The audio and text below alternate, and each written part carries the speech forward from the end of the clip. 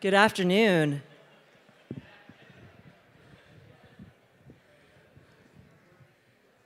How's everybody doing?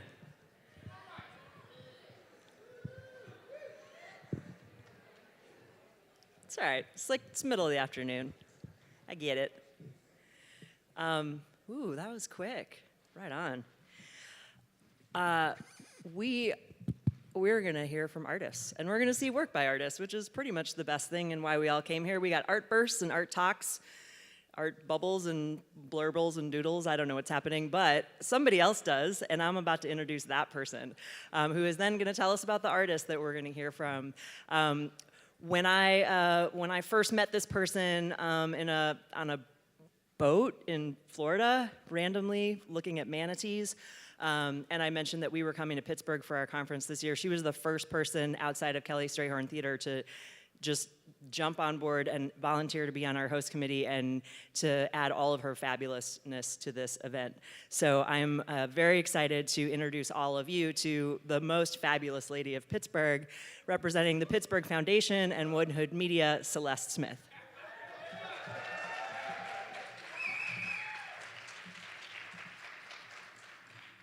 NPN. Welcome to Pittsburgh. I hope you're all having a wonderful time. Caitlin tricked me into, emceeing this part. I was supposed to have balloons and, somebody carried me to stage, but whatever, I'm here. So I'm here to introduce, we're going to get right on into it. Here to introduce the first art burst is Amber Hoy. She's a program manager of fellowships for the First Peoples Fund. And Amber is a former arts manager. She's military. She's a bachelor's in arts and photography. And I'm like, is there anything that Amber ain't did? So please join me in welcoming the first badass of the evening, Amber Hoy.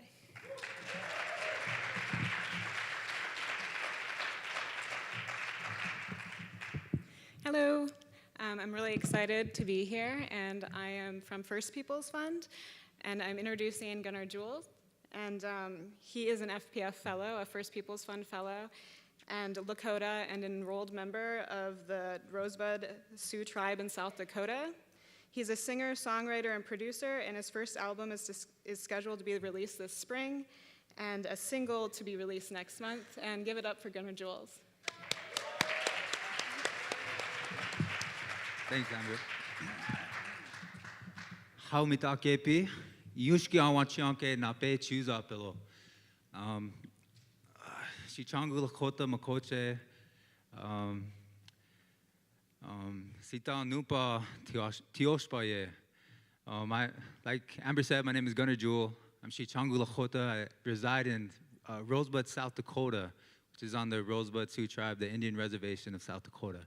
And I'm there, out in this rural area, away from society, pretty much. So I prepared a song, and it's called "Come Along." So I hope you all enjoy it.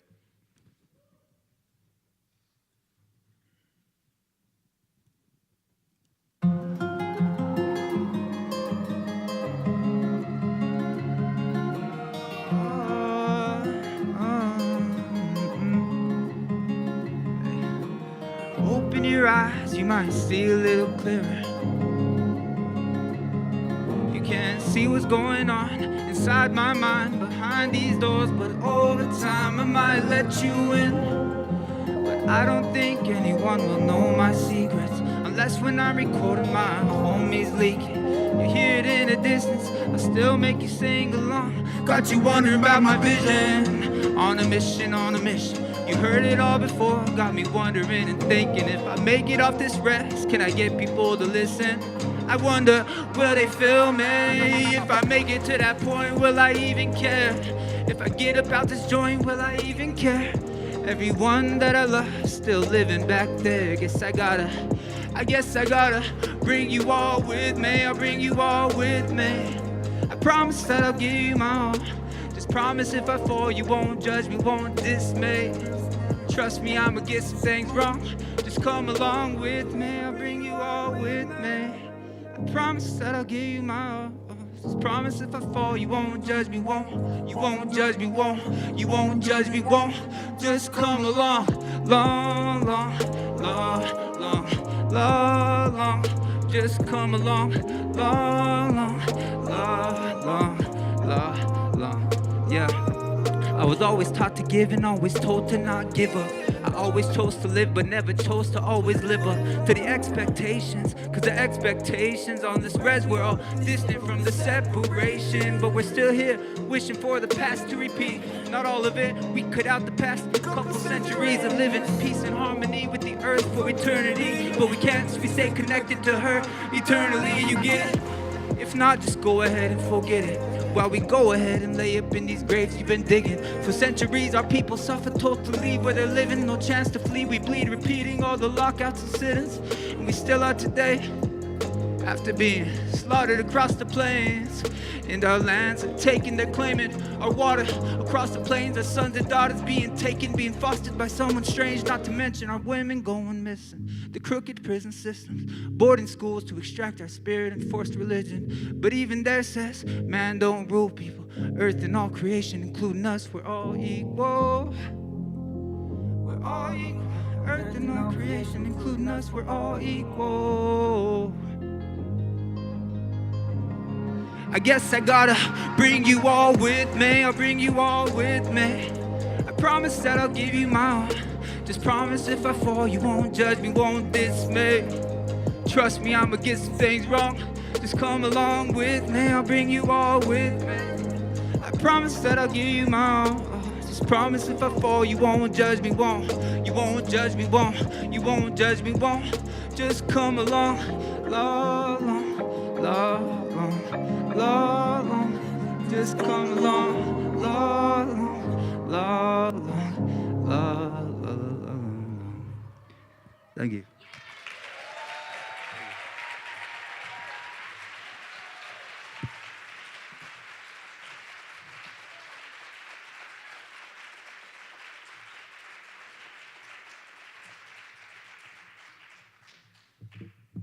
One more time, y'all. Go ahead. Give it up.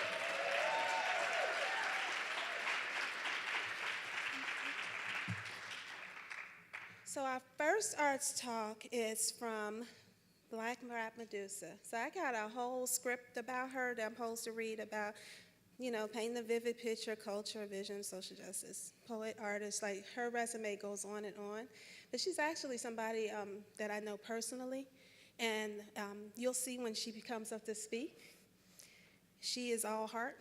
She exemplifies honesty, rawness, realness, humility, humanity, and most important, authenticity. So family, please join me in welcoming Blak M.A.D.U.S.A.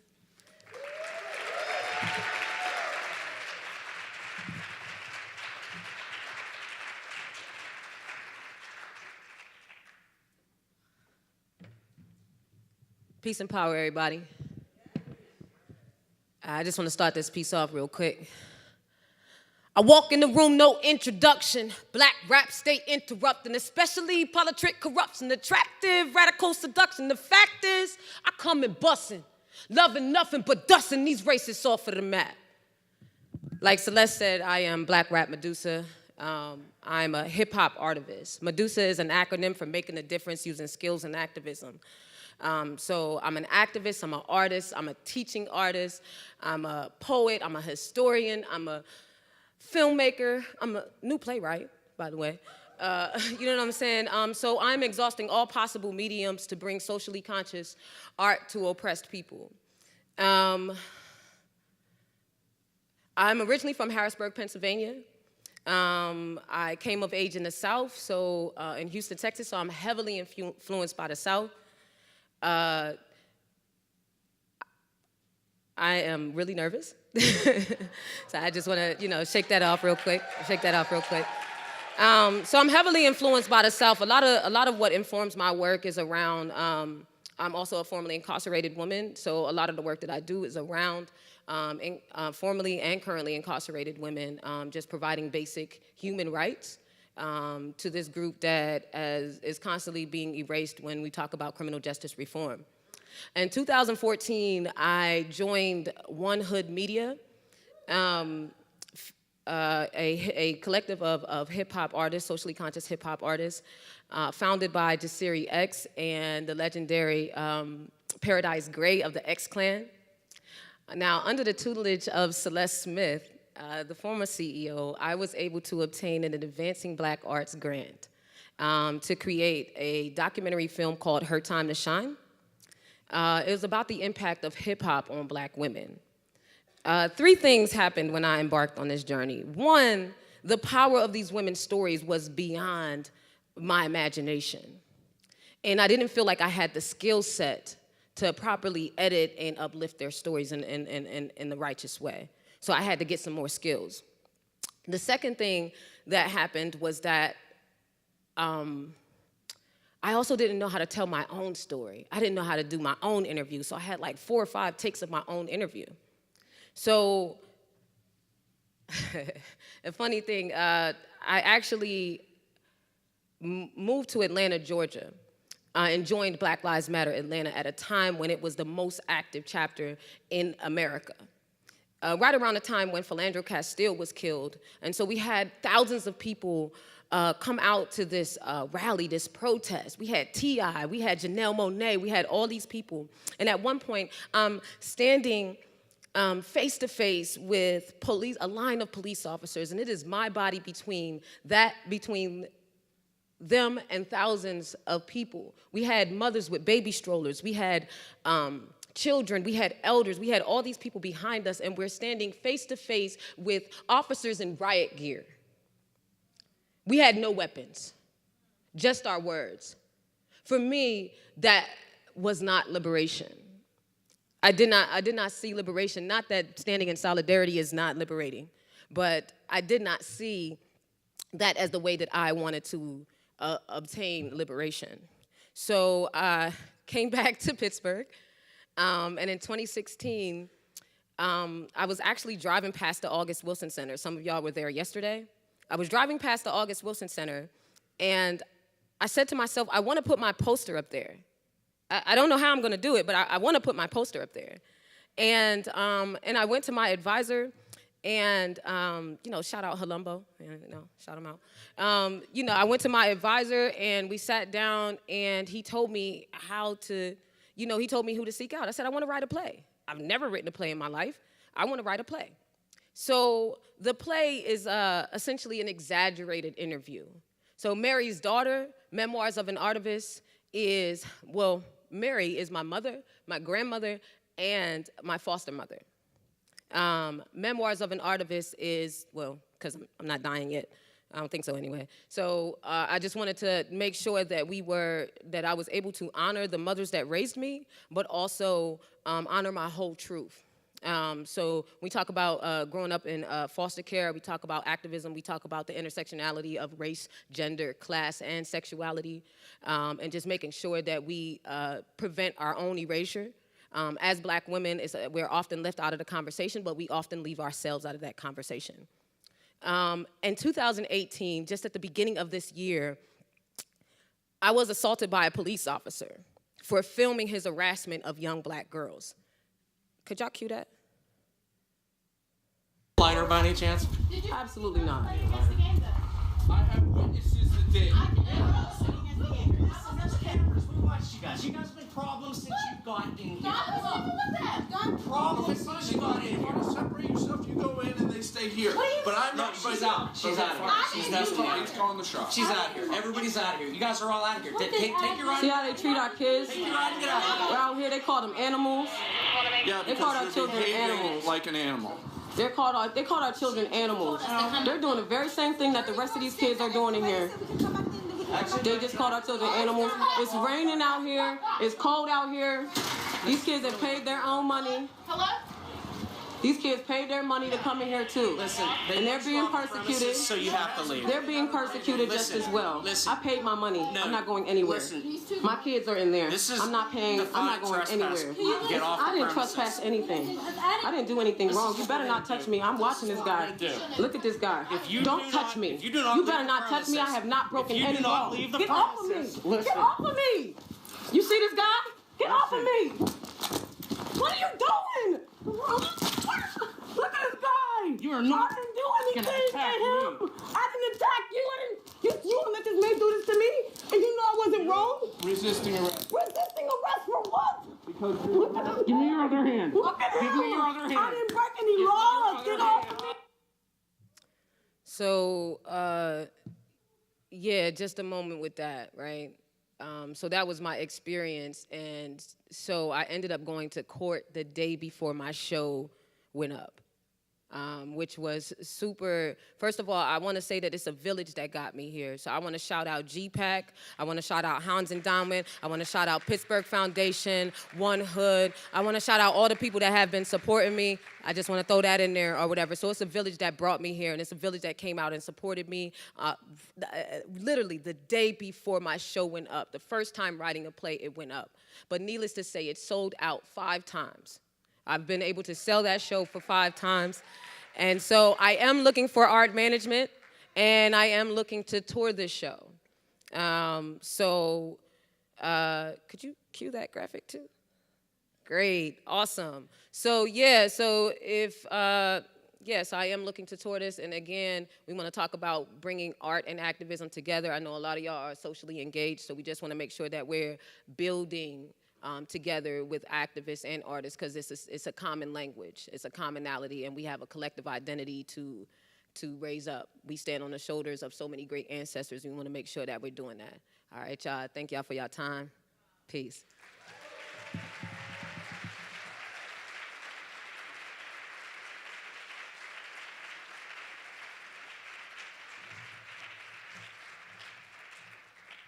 See, I told y'all she was honored. She's telling us all about her mama and them.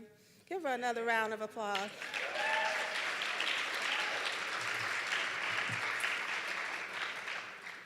One of the cool things about being asked to MC this part is that a lot of the artists I did not know. And so, you try to cheat and Google people a little bit, so you can say something relevant. This next artist, I'm like, why the hell did I not know about this person? Like, because she's so badass, right? Lois Weaver is an artist, an activist, and a teacher. She's been a writer, a director, a performer with M.A.D.U.S.A and Split Britches since 1980, and is currently touring with their latest performance, Unexploded Ordinances. Her experiments in performance as a means of public engagement include long tables, porch sittings, care cafes, and a YouTube channel for the over 50s called Tell Me Why Not, My Channel. A book of her performance work, The Only Way Home is Through the Show. But we should all do that, period, just saying. The Only Way Home is Through the Show was published by the Live Art Development Agency in 2015. Lois is a Guggenheim Fellow, a Wellcome Trust Engagement Fellow, and a recipient of the 2018 WOW Women in Creative Industries Award for fighting the good fight. Family, please join me in welcoming tonight's third presenting badass, Lois Weaver.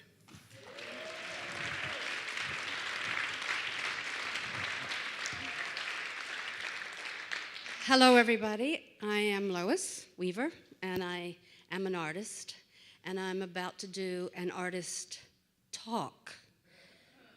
However, that implies all of y'all are going to be down here, and I'm going to be up there doing a PowerPoint and talking to you about my current projects and how that may or may not be rooted in the 40 years that I've been working with Split Britches and my partner, Peggy Shaw. However, for the last 15 years, I've primarily been focusing on getting you to talk to me. Hi. What's your name? Myrna, And Myrna, where are you from? New York. And what brings you to NPN in Pittsburgh?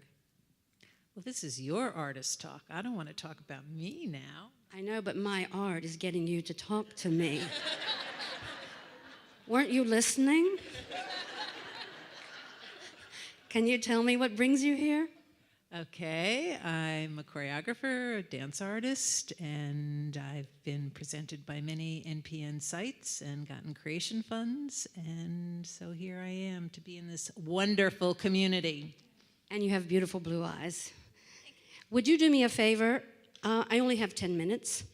Would you hold this for me? and this is a 5-minute hourglass. So when it runs out, would you flip it over and hold it up so I'll know how much time I have? Thank you very much.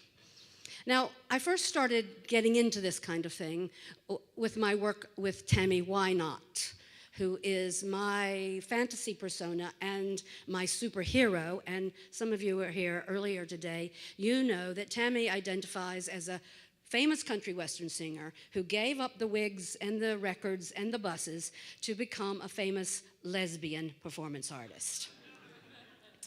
And like me, Tammy was born in the 50s, well, actually the 40s, but on the cusp of the 50s, in rural, working-class Southwest Virginia. And when she began performing with me, she became well aware of how deficient her education actually had been. And she became very aware of how unsophisticated she might be. So she decided to launch a project where she would encourage the audience to help her find out the things that she needs to know. I have Tammy with me today. She's going to only make an appearance in the shape of this wig. And her latest quest has been to find out what Tammy needs to know about getting old and having sex. So Tammy's going to ask you questions. All right, who here had sex recently? Raise your hand. Great. Not too bad, but not too good either. I think we could do a little better, you people, okay? Okay, who here is over 50? Raise your hand. Nice and high. I like to do a little demographics here. Okay, great, thank you. Who here is over 60? Raise your hand. Nice, nice, good representation. I'm very happy about this. Who here's over 70? Okay, excellent. Thank you very much. Anyone here in their 80s? Okay, let's give these two ladies a big hand. Okay.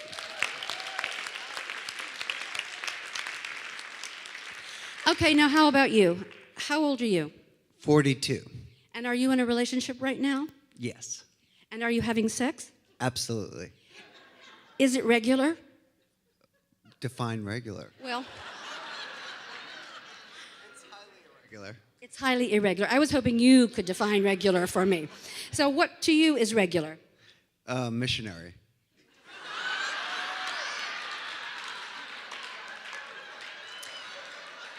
So is this with the same missionary or a different missionary? Every night. I'm inclusive of all religions. Oh, you're very inclusive. Well, I really appreciate that, and thank you for playing. So I like working with Tammy not just so that I can get down and dirty and very personal with you all, but because I like to have public conversations. I like to have difficult public conversations. So I have also been working on a series of experiments for having public conversation. And I've called this group of experiments public address systems. And I think maybe I've developed that because I basically just can't help myself from rearranging the furniture. And that's primarily all it is. It's an attempt to use the domestic and the familiar to host a public and unfamiliar conversation. And to this point, I have done or created or invented, whatever kind of word you want to use, about 6 of these. I call them protocols, sometimes I call them formats. One of them is called the long table. And some of you may have heard of that. Some of you may even have participated in a long table. Another one that I've done is called porch sitting. Some of you might have grown up doing some porch sitting, and this is a format that I've developed based on that experience I've had myself. One of them is called a care cafe, which is something that I created just after the 2016 election because I felt like we all needed a little care. One of them is called public studio. Another one is called situation room. So let me see, how much time have I got left? Okay, so what I'm going to do in the next few minutes, while I still have a little bit of sand, I'm going to describe to you about 3 or 4 of them. Okay, for those of you who've never experienced a long table before, what that is if you can imagine that we had a panel discussion. So we've got a long panel table in the front of the room. What I decided to do with the panel discussion is to take that table and to shove it into the center of the room and to surround that table with 12 chairs. And then to take the rest of the chairs in the room and surround those chairs and that table. And to create an opportunity where we could invite everyone to the table, not just the 3 probably white male experts at the front, but to take advantage of all of the expertise in the room. So in a long table, which is a durational piece of about up to 2 hours, anyone can come, bring their point to the table. All they have to do to talk is to come to the table. I developed this because I saw this film called Antonia's Line. And in Antonia's Line, I don't know if you've seen the film, but this woman inherits her mother's house out in the country. So she's an urbanite. She moves to the country. And of course, she's a little different. She attracts all the different people in town. And the recurring image is the dinner table. And so every night you come back to the dinner table, and every time you come back to the dinner table, it gets longer and longer and longer until the dinner table finally has to be taken outside. And so that was my metaphor. What would happen if we brought the dinner table conversation out into the public and tried to conduct a serious, unfamiliar conversation in a very relaxed and familiar situation? Porch sitting is something we're sort of doing right now, which is that I arranged the furniture so that we're all facing in the same direction, and we're staring or gazing off into a potential distance, and we just sit together for a spell. Sometimes we sit comfortably in silence, and sometimes we begin a conversation where we actually just manage to wonder out loud. And I encourage the conversation begins with exactly those phrases. I wonder what's going to happen in the next 18 months. I wonder what Judith Butler meant when she talked about gender those years ago. I wonder what's going to happen if I get that grant or if I don't get that grant. So it's all about what we wonder or what we imagine or what we feel. And it has a sense of just sitting with each other for a particular period of time. The Care Cafe, as I suggested, is just an opportunity to gather. It's the simplest one. It's a room that's set up like a cafe. I've invited people to come and sit amongst people they may or may not know at these little tables. There are activities on the tables like cutting and pasting and coloring to distract us a little bit so that we're able to have just basic chat. But the basic chat happens under this roof of care, because it's called a Care Cafe. So we can walk into this room where we know that care is definitely on the menu. So you can talk about what you care about, what you care for, or what kind of care you might need under these circumstances, which in the current moment, I seem to be doing a lot of Care Cafes. And then the last one I'm going to tell you about comes out of my work on the piece that I'm performing at the moment called Unexploded Ordinances. And in that context, I developed a conversational protocol that could sit side by side with actual performance so that both of those things might happen simultaneously or at least side by side. And in the situation room we build within Unexploded Ordinances, which is based on the architecture of the War Room in Dr. Strangelove, that beautiful round table that was only men, we create a big round table in the performance and surreptitiously I managed to get the 12 oldest people in the room to join me on the stage at the table where we can talk about our anxieties and our desires. So I have a few more minutes. I was just wondering, to finish off, what's the thing you're most worried about?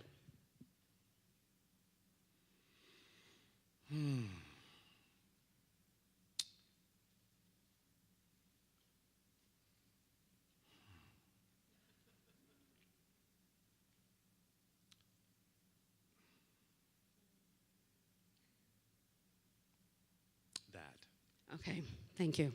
And how about you? What's the thing you're most worried about? Divisiveness and anger. And you? How about you? What's on your mind? Who's going to be in the White House in 2020? Yeah. And you? How about you? What's on your mind? My daughter's future. And you? How about you? What are you thinking about? I'm worried that Trump's going to kill us all. Me too. And one other, what are you thinking about? I'm also very worried about what Trump is doing to the environment. And so after we've spent some time talking about what we're worried about, then we think about what our desires are. What's the thing we've always wanted to do and haven't had a chance to do? We try to locate those desires and look to see if we might be able to apply those desires and come up with a creative solution to help us give some balm or some salve to some of our desires, whether they be local or whether they be global. So my anxiety is that in these times we will lose, if we haven't already lost, the capacity to talk to each other one-to-one. And my desire is that you would use some of these formats, protocols, recipes to get the conversation started.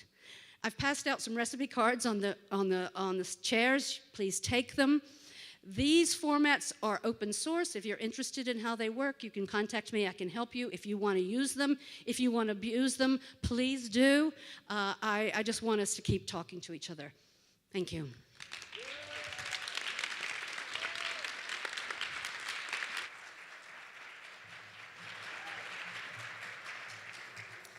Thank you, Lois. She was like, F y'all stage. She said, I'm going to just be out there. Arielle, Julia Brown, and Mauricio Salgado are cultural workers, creative producers with Remember 2019 Collective. The Remember 2019 is an effort to make space for the Congregation of Black Communities and Black Cultural Workers in Phillips County, Arizona. Their work is to support and to facilitate local practices of self-determination, memory, and reflection that are directly related to the mass lynchings of 1919, the lasting effects of racial terror, and the current and future health of these communities.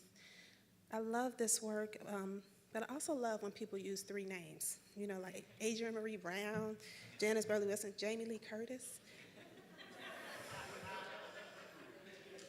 Somehow I know that's relevant. Family, please join me in welcoming Arielle and Mauricio.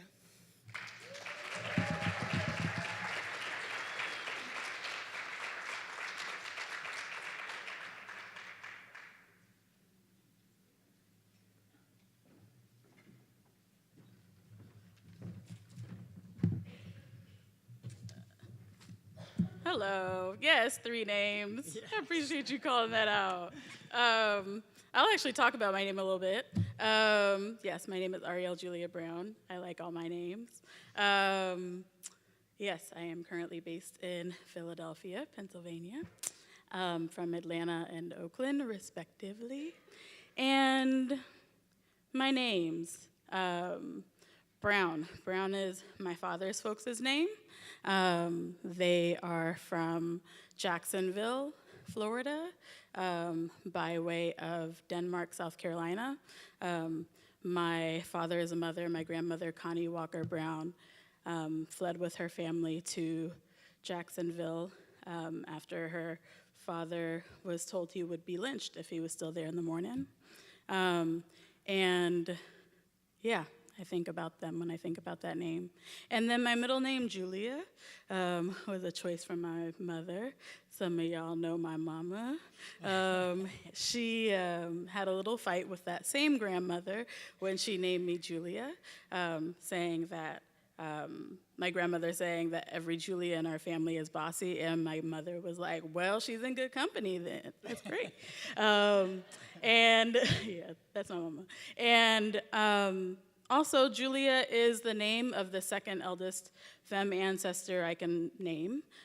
She moved to Pine Bluff, Arkansas after emancipation from Central Georgia. Yeah, Nice. my name. Thanks, Arielle. My name is Mauricio Tafur Salgado Tafur Restrepo Aviles. I was conceived on the east coast of Colombia, born in Arlington, Virginia, raised in Miami, Florida, and currently reside in New York City, occupied Lenape territory. My name has two Tafurs. Tafur is my mother's maiden name, and my mother made sure to place it in my middle name because she wanted me to remember that she was not second to my father. Salgado is my father's middle name, which is also a mestizo name. My people belong to the Pijao tribe, which were assimilated and wiped out in the 1950s in the Andes of Colombia. We are here to tell you a little bit about our project, Remember 2019. So we want to start with a sense of why we remember. To remember is to recall. We recall the mass lynching of 1919 and the intergenerational trauma it caused for the Black communities of Phillips County, Arkansas. To remember is to reunite. As members of distant and different communities, we remember these communities in order to self-determine, see one another, and value our interconnectedness. To remember is to remind. We center our work in the values and traditions that have brought us thus far and are the wellspring of our enduring joy. To remember is to call forth. We call forth community, creativity, and wisdom to encourage a reimagining of our future 100 years after the mass lynching. We are here today to share with all of you a question that is central to our project. And the question is, what are the communal rituals of remembrance that lead to personal and social healing? That question comes from the Equal Justice Initiative's invitation to reframe the cultural narrative and reclaim the history of slavery and mass terror in these United States. That invitation led us to South Phillips County, Arkansas, which the Equal Justice Initiative reports as the location of the largest mass lynching in U.S. history. And in South Phillips County, Arkansas, in Elaine, Arkansas, we met Miss Vera White. Vera shared with us that her communal ritual of remembrance is the spirituals. Vera was one of 3 featured musicians during the tour of a concert we produced this past October called Blak and the Blues, Stories and Songs from the Arkansas Delta, 1919 to 2019. If you can play that first clip.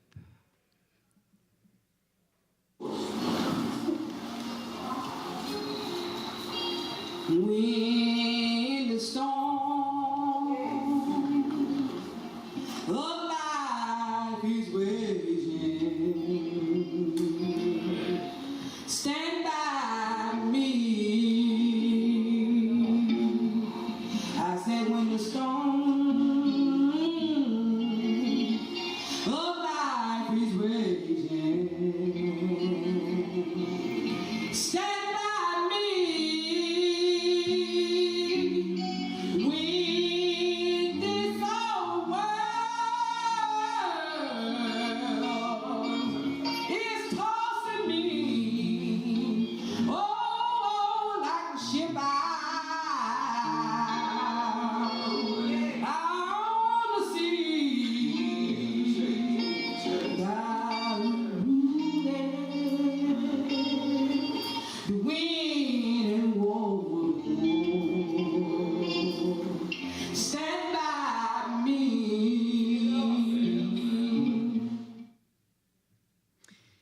Stand By Me was one of 13 songs in our concert, spirituals, blues, and contemporary R&B, that Blak and the Blues wove together in a telling of how the folks of Phillips County have endured the trouble of the last 100 years.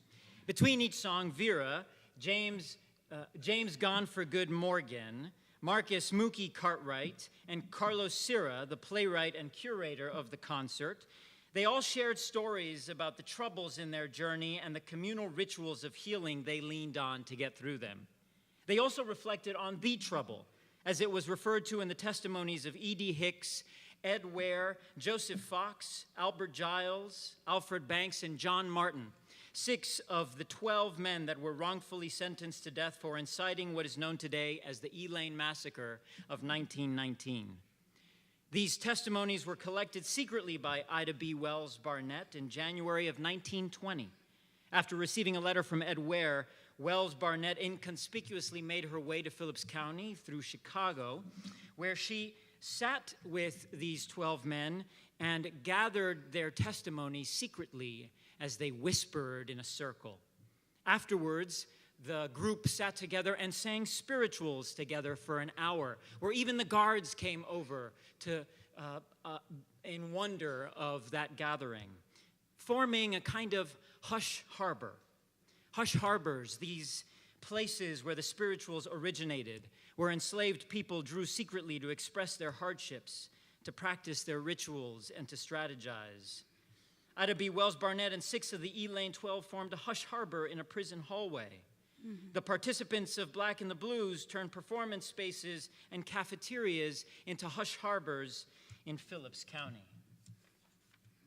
In the tradition and work of Ida B. Wells Barnett, we've collaborated with 5 local partners since 2016 to develop the following spaces and support traditions of Black public congregation and reflection. We've developed youth arts camps that lift up local heroes, intergenerational story circles, a youth-led mural, a stage reading of a play that reckons with the impact of the Elaine massacre called Scapegoat by Christina Hamm, a story-sharing institute where an intergenerational group of leaders gathered to lift local storytelling traditions and consider a local archive of stories featuring technologies like gossip, song, lore, testimony, dreams, and prophecy. A Juneteenth celebration, and a local tour of Blak and the Blues, Stories and Songs of the Arkansas Delta, 1919 to 2019. We are now preparing for a series of events that will take place through 2019, including a second tour of Blak and the Blues through the Delta, a second story sharing institute, and a series of short plays based on oral testimonies. The Remember 2019 Collective is currently committed to collaborating with these partners and producing spaces for congregation and reflection through 2023. As the starting point, this is an 8-year project, and over these 8 years, we hope to continue sharing a range of resources with community. To this end, we hold ourselves accountable to the following values: cultural specificity, culturally specific histories, transformative justice, moral fundraising and fund management, intergenerational collaboration, sharing stories, and the moral imaginary.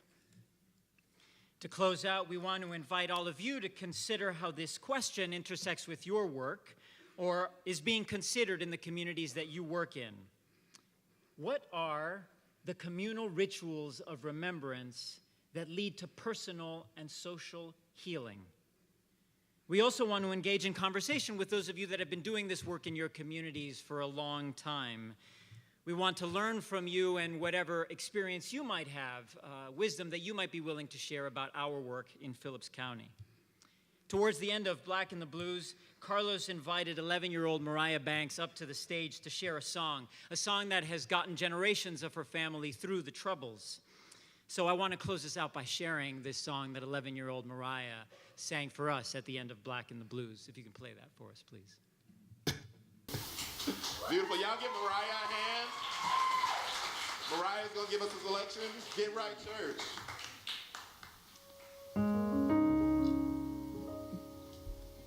Get right, church, and let's go home. Get right, church, and let's go home.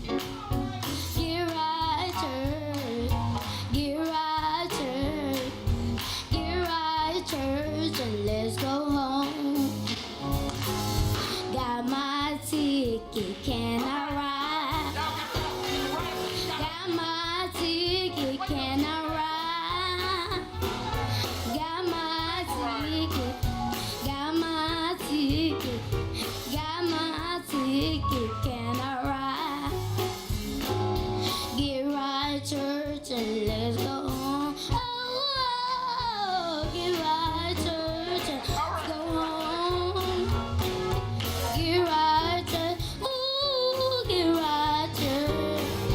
Get right, church, and let's go home.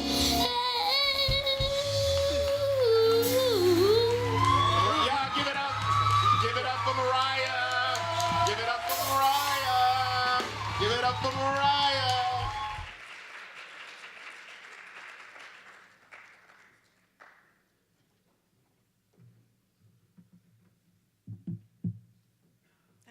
I was going to tell a joke, but I mean, after that, like, you know, I'm going to just go head on and introduce the next person. To introduce our final artist of the day is Mike Barclay of the Museum of Contemporary Art, Indianapolis. Mike has a history of supporting diverse art forms and artists, sharing and creating platforms for nuanced vantages of existence. Though I have a little issue with him because he called White Castles repulsive,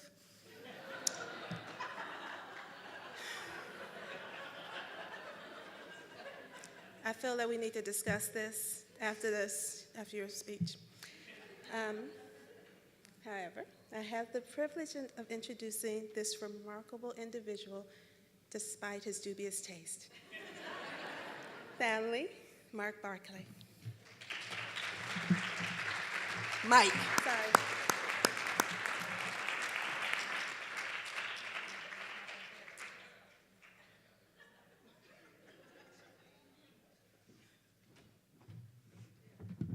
Hi, I think that's funny that my distaste of White Castle is probably the most controversial thing I've ever done. Hi, I'm Mark Barclay, Director of Exhibitions for the Indianapolis Museum of Contemporary Art. I'm here to introduce my friend and artist, Tom Hubbard. Tom's approach is rooted in design training and includes ceramics, photography, mixed media, and public art. Recent commissions include the Greater Cleveland Regional Transit Authority and the city of Columbus, Ohio. He has exhibited widely in the U.S. and the Netherlands. Tom has a B.F.A. from Indianapolis University in Bloomington. And he was born in San Francisco, raised in the Midwest, and Tom has called Maine, Ohio, the Netherlands, and Georgia all home. Currently, he lives and works outside of Providence, Rhode Island. Tom's here to talk about his installation Recoil, which was commissioned by M.A.D.U.S.A. And funded by NPN, thank you guys very much, for the Indianapolis stop of the National Touring Exhibition Unloaded. The exhibition presented 22 artist perspectives on the image and impact of guns in contemporary culture. So personally, I believe that Tom was very thoughtful and tactful navigating this complicated and complex issue affecting so many of our lives. So it is my great pleasure to introduce Tom Hubbard.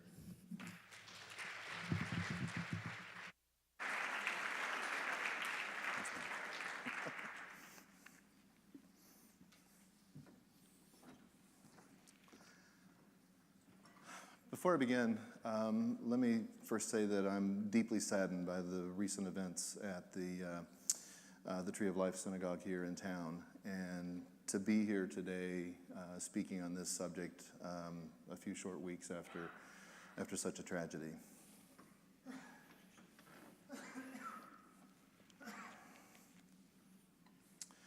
As an artist, I make sense of the world by making things, and because of a recent project, people now think I'm an activist. Now, there's nothing wrong with being called an activist. I mean, trust me, I've been called far worse than that. But I think it takes more than a single project to earn that title. See, I'm an artist, not an activist, but my aim is true.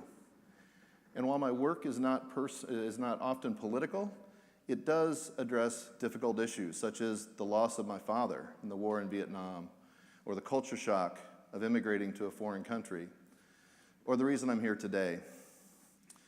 See, guns are complicated because tangled up in this thing we call the gun debate, which is a really poor title, are issues of personal freedom and security, of identity, race, mental illness, and domestic violence, to name a few.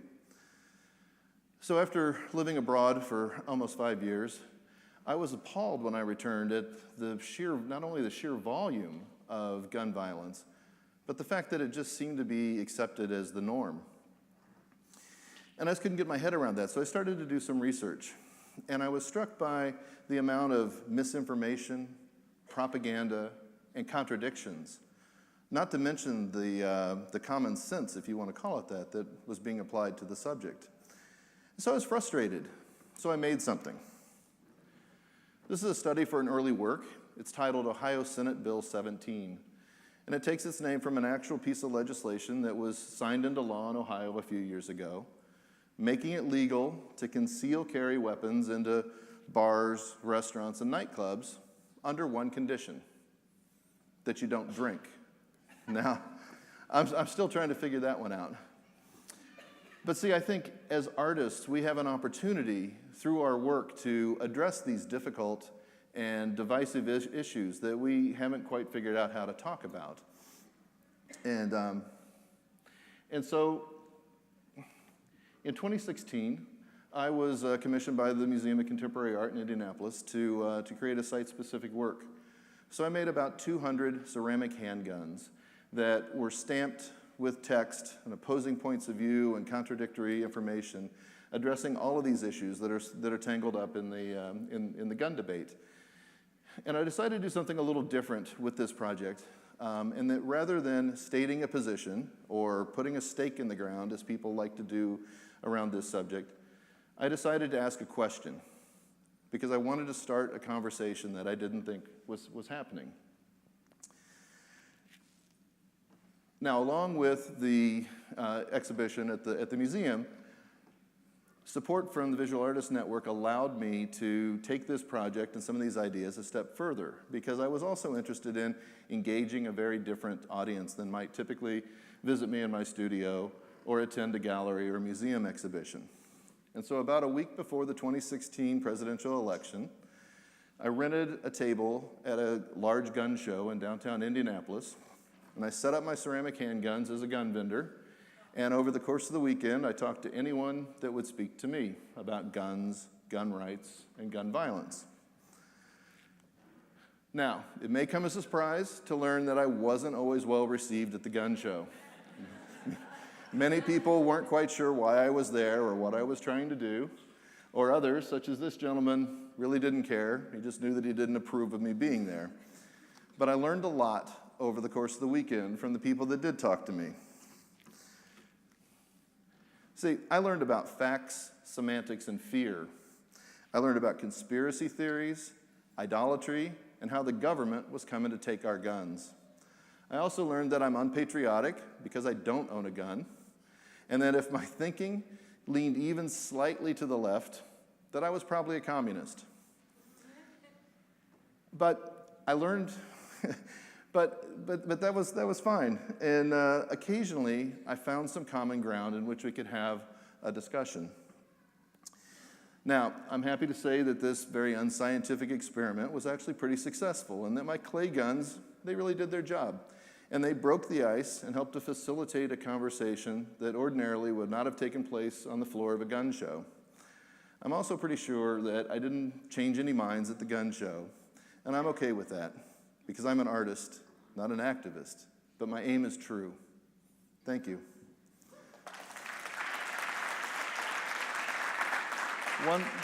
One other quick note. I'll be around after the session here. I do have some of the ceramic work with me, and I have a table set up in the lobby, so if you're interested, have questions, or just want to talk about this, please come and find me. I'm happy to continue the conversation. Thank you.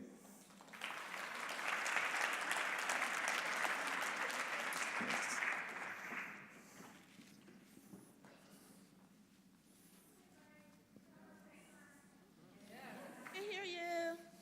One more round of applause for everybody.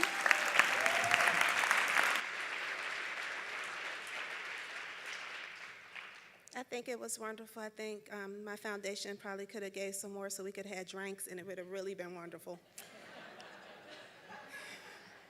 Next time. Again, thank you all for coming. It's a wrap. Enjoy the rest of your time here. Enjoy your evening. There are performances that start at 8:30 at Kelly Strayhorn Theater. On the other side of town, that's a little less ritzy. So please go. It's not seedy, it's just less ritzy. It ain't the, museums and stuff. Don't be looking at me like that. I see you. But it's going to be great, and it's 5 minutes from my house, so you may get the pleasure of seeing me again. Thank you. See you guys later.